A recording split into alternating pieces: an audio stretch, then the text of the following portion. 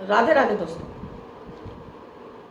दोस्तों, हर माता पिता चाहते हैं कि उनके बच्चों की, उनके संतान की हमेशा तरक्की होती रहे, बच्चे हमेशा उत्तरोत्तर ऊंचाइयां प्राप्त करते रहें। इसके साथ ही बच्चे अपने माता पिता को सम्मान दें, चाहे वो बेटे हों, बेटियां हों, बहुएं हों या लड़कियां हों। उनका साथ मिलता रहे, सपोर्ट मिलता रहे, वो भी आपको घर में मान सम्मान दें, बड़े बुजुर्गों की सेवा करें। अगर आप भी ऐसा कुछ जानना चाहते हैं, आप भी चाहते हैं कि वो प्यार मान सम्मान आपको मिले, तो इसके लिए आपको मेरा वीडियो ये लास्ट तक पूरा देखिएगा, क्योंकि आज मैं आपको इसी विषय में बताने वाली हूँ कि आपको क्या करना चाहिए। ये हर माता पिता के लिए बहुत ही आवश्यक वीडियो है। राधे राधे दोस्तों, मैं आपकी एस्ट्रोलॉजर अर्चना गुप्ता अपने ज्योतिष के चैनल पर आप सभी का हार्दिक स्वागत करती हूँ। और कैसे हैं आप सभी? आशा करती हूँ आप सभी स्वस्थ और प्रसन्न होंगे अपने पूरे परिवार के साथ। ऐसे ही स्वस्थ और प्रसन्न बने रहें, ऐसी मैं आप सभी के लिए मंगल कामना करती हूँ। दोस्तों, सूर्य हमारी कुंडली में पिता का कारक होता है, आत्मसम्मान का कारक होता है। सरकारी क्षेत्रों से जुड़े हुए कार्यों के लिए हमारे सूर्य का प्रबल होना जरूरी है। उससे भी ज़्यादा हमारे अंदर वो एनर्जी, वो उत्साह, वो ऊर्जा बनी रहे, उसके लिए सूर्य का प्रबल होना जरूरी है। सूर्य हमारी हड्डियों का भी कारक है, सूर्य पिता का भी कारक है, सूर्य मान सम्मान का कारक है। सूर्य दादा परदादा से मिलने वाला प्यार, मिलने वाली प्रॉपर्टी, उसका भी कारक होता है। जब भी आपकी कुंडली का सूर्य खराब हो जाता है तो आपको अपनी संतान से सुख नहीं मिलता है। जैसे आपकी उम्र बढ़ने लगती है, आपकी संतान आपको वो मान सम्मान नहीं देती, ना बेटों से मिलता है ना बहुओं से मिलता है। फिर आप क्या करते हैं, क्योंकि आपको ऐसा लगता है कि जो पराए घर से लड़की आई है उसने आपके बच्चे को अपने वश में कर लिया, इस वजह से वो आपका कहना नहीं मानता है। दोस्तों, कुछ मैं तथ्यों पर आधारित बात करती हूँ आज आपसे। देखिए, हम हर माता पिता चाहता है अपने बच्चे को हर वो सुख दे जो उसके वश में है। हम देते भी हैं अपने बच्चों को, उनकी हर छोटी छोटी ज़रूरतों को पूरा करते हैं। हमें लगता है कि हमारे तो एक ही बच्चा है, हमारे दो ही बच्चे हैं, लेकिन इस देने के चक्कर में ना हम उनको कुछ चीज़ों से वंचित कर देते हैं, जैसे सामंजस्य की भावना, सम्मान की भावना, मिल बांट कर खाने की भावना या मिल बांट कर चीज़ों को इस्तेमाल करने की भावना, साथ में स्वार्थी ना बने। ये कि बच्चे ने जिद करी, मुझे चाहिए तो चाहिए, चाहिए तो चाहिए, लेकिन हम क्या करते हैं, कुछ भी हो जाए बच्चे को पता नहीं चलने देते कि हमने कितनी मुश्किल से उस चीज़ को अरेंज किया, पर हम दे देते हैं। ज़रूरी है बच्चे को घर की परिस्थितियों का पता चलना, जिससे कि वो अपने आगे आने वाले जीवन में संघर्ष करना सीखे। उसे आप हर चीज़ के लिए तरसाइए मत, लेकिन हाँ, उसकी वैल्यू समझाइए। हम वैल्यू नहीं समझाते हैं। हमारे घर में लड़के लड़कियों में दोनों के लिए ही बात कर रही हूँ, ये माता पिता के लिए बहुत ज़रूरी है, वो छोटे बच्चे हों बड़े बच्चे हों। हम बच्चों को पढ़ाई में धकेल देते हैं, फिर उनसे घर का भी कोई काम नहीं करवाते हैं। कोई आ गया है तो उनसे कह देते हैं भाई वो पढ़ रहा है, वो आ नहीं सकता है। इतना क्या इम्पोर्टेंट है? आपके घर में कोई मिलने वाले रिश्तेदार आए हैं, उनसे मिलवाइए, उनके पैर छुलवाइए। लड़की हैं तो उनके सामने उनको पानी लेकर भेजिए। बच्चों को छोटी छोटी हम चीज़ें सिखाएंगे तो ये बच्चे आपस में एक दूसरे का सम्मान करना सीखते हैं। यही चीज़ें हम छोड़ते जा रहे हैं। लड़कियों को तो जैसे ससुराल में जाकर काम करना है तो हम लड़कियों से कोई काम नहीं कराते, और जैसे ही ससुराल में जाती हैं लड़कियां, वो वहाँ पर अपने परिवार में कहने लगती है, अपने हस्बैंड से, अपनी सास से, मैंने अपने घर में एक गिलास पानी नहीं उठाया तो मैं आपके यहाँ क्यों काम करूँ? ये बिल्कुल जाहिर सी बात है। उसके बाद फिर वो माएँ बोलने लगती हैं ससुराल में, तो बच्चों का रिश्ते खराब होने लगते हैं। आप भी चाहते हैं कि आपके परिवार में बच्चों से आपको मान सम्मान मिलता है, तो ये बच्चों को छोटी छोटी चीज़ें आप समझाइए, खुद के काम करना सिखाइए। झूठे बर्तन कभी भी बिस्तर पर रखे मत छोड़िए। बच्चों को बिस्तर पर खाना मत दीजिए, हमेशा टेबल पर खाना दीजिए।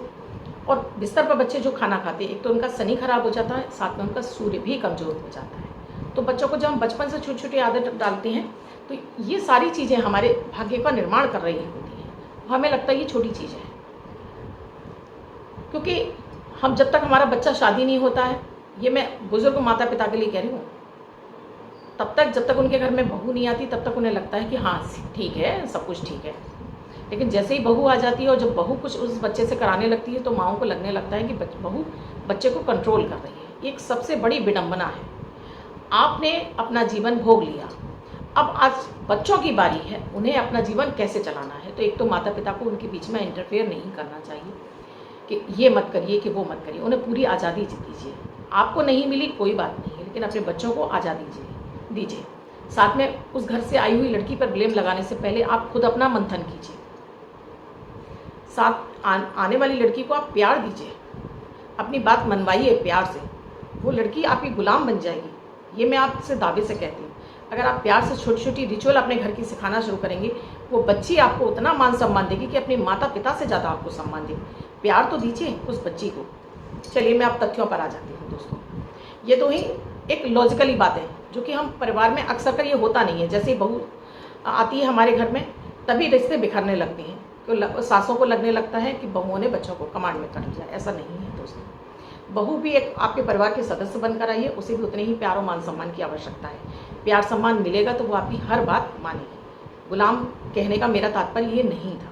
मेरा तात्पर्य था वो भी आपकी हर बात मानेगी, आपको भी वो मान सम्मान मिलेगा, वो प्यार मिलेगा। चलिए अब मैं आपको उपायों पर आ जाती हूँ। क्या करना चाहिए? अगर आपका छोटा बच्चा है तो शुरू से अपने घर के बुजुर्गों के पैर छुलवाना शुरू करिए। गायत्री मंत्र का नियमित जाप करवाना शुरू करिए। 7 बार, 11 बार, 21 बार। घर के मंदिर में शीश झुकाना सिखाइए उस बच्चे को। साथ में केसर का टीका डेली लगवाना शुरू करिए बच्चे को। बच्चे के हाथ से गाय को, कुत्ते को, चींटियों को भोजन डलवाते रहिए। इससे बच्चों के ग्रह मजबूत होना शुरू होते हैं, क्योंकि जब भी आपकी कुंडली का सूर्य कमज़ोर होता है और साथ में आपका गुरु कमज़ोर होता है, केतु खराब हो जाए, आपको बच्चों से वो प्यार मान सम्मान नहीं मिलता है। तो क्यों ना बचपन से ही बच्चों को आदत डाल दी जाए, जिससे कि ये सारे ग्रह मजबूत हो रहे हैं। साथ में माता पिता को भी ये सारे काम करने हैं। सूर्य की उपासना करनी है, केसर का टीका डेली लगाना है, चींटियों को और पक्षियों को दाना भी डालना है। साथ में घर के मंदिर में डेली वो माता पिता विष्णु सहस्त्र नाम का पाठ करेंगे। आपके घर में हमेशा सभी के बीच में सामंजस्य और प्यार बढ़ा रहेगा। कभी भी आपके घर में इस तरह की कोई स्थितियां नहीं बनेंगी। सामने वाले को प्यार जोड़ दीजिए। घर में साफ सफाई रखिए। कबाड़ घर में इकट्ठा मत होने दीजिए। इसके साथ ही घर के मंदिर में एक लोटा जल, जो भी सास या माँ जो भी हैं, घर के लोटे में एक जल भर के रखें और खुद पूजा करें नियमित। उस जल को सभी के बोतलों में, अगर बोतल से पानी पी रहे हैं, नहीं तो जो पानी आपका पीने का उसमें सारे में मिक्स कर दीजिए। आपके द्वारा अभिमंत्रित जल सभी के उसमें जाएगा। जल के जरिए आप अपनी बात कहलवा सकती हैं, अपनी बात लोगों तक पहुंचा सकती हैं। तो इस जल को आप अपने हाथ में होल्ड कर लीजिए। अब इस जल से बोलिए, आपके परिवार में प्यार और मान सम्मान बढ़ रहा है, सभी के बीच में आपसे सामंजस्य और प्यार बढ़ रहा है, सभी आपको प्यार और मान सम्मान दे रहे हैं। फिर इस पानी को सभी की बोतलों में डाल दीजिए। ये छोटा सा काम ही ना आपके घर में वो ऊर्जा का काम करेगा। सभी के बीच में किसी भी तरह का मतभेद नहीं होगा और इनसे आपके सभी ग्रह आपके संतुलित होने लगेंगे, क्योंकि चंद्रमा पानी के जरिए आप जो बात कहलवाते हैं वो तुरंत आपकी प्रभावी हो जाती है। साथ में एक बार मैं फिर कहूँगी कि बच्चों को अपनी लाइफ जीने का अधिकार दीजिए, क्योंकि आप अपनी लाइफ में क्या करना चाहते हैं वो तो आप कर चुके। अब बच्चों की बारी है। अगर वो आपसे सलाह मांगते हैं तभी आप उन्हें अपनी सलाह दीजिए। अदरवाइज़ अपनी उन पर इच्छा मत थोपिए कि वो क्या चाहते हैं, करने दीजिए। आपको लगता है कहीं वो कुछ गलत कर रहे हैं, तब उन्हें ज़रूर समझाइए और बैठकर प्यार से समझाइए। आई होप आप समझ गए होंगे मैं आपसे क्या बताना चाह रही थी। मैंने आपको उपाय भी बताए हैं। एक उपाय और आपको देती हूँ। नियमित आप घर की पहली रोटी आप उस पर चीनी लगाइए, देसी घी लगाइए, अपने किचन में इसका भोग लगाइए। सभी को, गाय को, देवी देवता को, पितृ देवताओं को, पशु पक्षी को और सारे इस धरा पर जीवित प्राणी मात्र को भोग लगाने के बाद इस रोटी को आप चाहे पक्षियों को डाल दीजिए, चाहे गाय को, चाहे कुत्ते को।